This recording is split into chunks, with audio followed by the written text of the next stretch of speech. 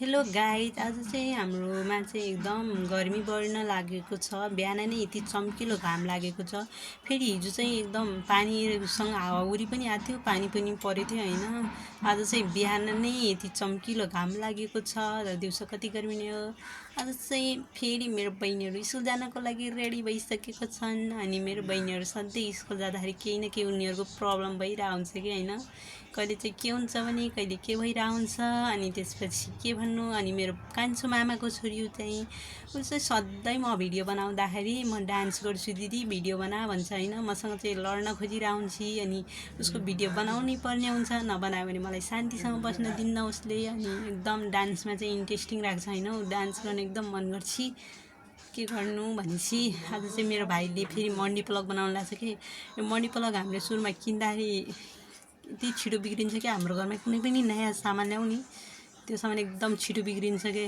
अनि मेरो बहिनीहरू चाहिँ मोबाइल चलाउन मरिगयो, छोड्दैनन्। अनि भाइले चाहिँ मन्डी प्लग मन्डी प्लग भयो भने चाहिँ हाम्रो सबैको मोबाइलसँगै चार्ज लाउन सजिलो हुन्छ। अनि कसैसँग झगडा पनि पर्दैन। अनि के हुन्छ भने फेरि बहिनीहरूले चाहिँ आफ्नो मोबाइल चलाउने, आफ्नो मोबाइल चार्ज भयो कि कसैको चार्ज लगाएको छ भने नि त्यो तानेर आफ्नो लगाउँछन् क्या। अनि त्यो गर्दाखेरि चाहिँ विवाद पर्छ हामीहरूको। त्यही भएर भाइले चाहिँ मन्डी प्लग बनाएको छ आज चाहिँ नि। अनि गाइज, मेरो भाइको कपाल चाहिँ होइन पहिला यति दामी कर्ली थियो होइन। उसले सिल्की बनाउने भनेर चाहिँ नि के प्रोडक्टहरू युज गर्यो क्या होइन। घरमा बनाएर हुन्छ कि किनेर हुन्छ कि के युज गर्यो होइन, सिल्की कपाल बनाउँछु भनेर। बिस्तारै त्यो युज गर्दै होइन उसको चाहिँ अनि कपालहरू सुरुमा त केही त्यस्तो देखिएन होइन। पछि त अनि टाइम बित्दै जाँदाखेरि उसको कपाल चाहिँ झर्न थाल्यो कि। झरेर पुरै बिचमा खाली भइसकेको थियो।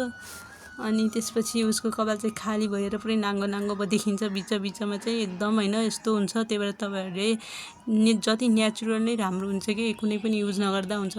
दिउँसोको यो चाहिँ मध्याहको समयमा हामीले चाहिँ नास्ता खाइसकेपछि होइन, एकदम बाहिर निस्केको यति चर्को घाम लागेको रहेछ कि।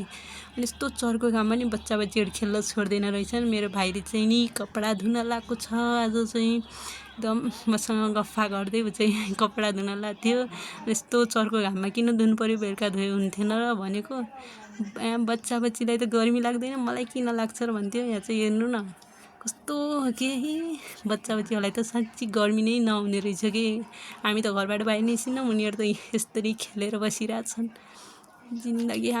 बहिनी चाहिँ स्कुलबाट आएर उसले चाहिँ घुम्न जाऊँ भन्यो अनि माटो खेल्नलाई। अनि यता चाहिँ घुम्न जाँदा शीतलमा आनन्द हुन्छ भनेर चाहिँ। अनि स्कुलमा चाहिँ उसले के गर्यो दिनभरि, अनि नास्ता टाइममा के गरेँ, अनि नास्ता खाएँ, अनि झगडा पऱ्यो साथीसँग भनेर भनिरहन्छ। अनि स्कुलमा आएको मजा नै अलग हुन्छ गाइजहरू। स्कुलको